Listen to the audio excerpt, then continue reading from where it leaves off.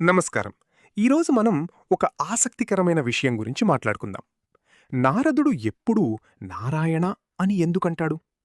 పురాణాల ప్రకారం నారద మహర్షి విష్ణువుకు పరమభక్తుడు.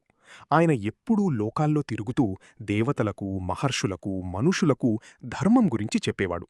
కాని ఆయన ఎక్కడికి వెళ్ళినా ఒక్క మాట మాత్రం ఎప్పుడూ చెప్పేవాడు: నారాయణ, నారాయణ. దీనికి కారణమేమిటంటే, నారదుడు తన మనసులో ఎప్పుడూ విష్ణు భగవాన్నే ధ్యానించేవాడు.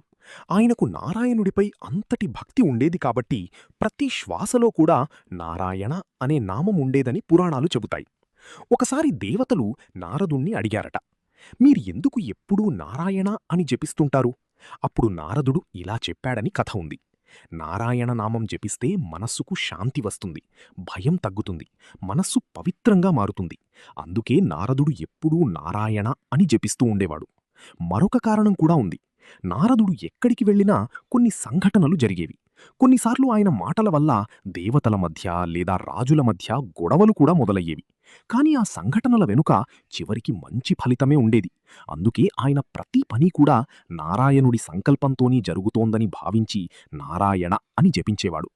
పురాణాల్లో నారదుణ్ణి జ్ఞానం, భక్తి, సంగీతానికి ప్రతీకగా భావిస్తారు. ఆయన చేతిలో ఉండే వీణను మహతి అని అంటారు. ఈ కథ మనకొక మంచి సందేశాన్ని ఇస్తుంది. మంచి మాటలు మాట్లాడాలి, దేవుని నామాన్ని స్మరించాలి, మనస్సును ప్రశాంతంగా ఉంచుకోవాలి. నారాయణ, నారాయణ అనే నామం భక్తికి మరియు శాంతికి ప్రతీకగా మారింది. ఇలాంటి మరెన్నో వీడియోస్ కోసం నా ఛానల్ని సబ్స్క్రైబ్ చేసుకోండి. Thank you so much for watching.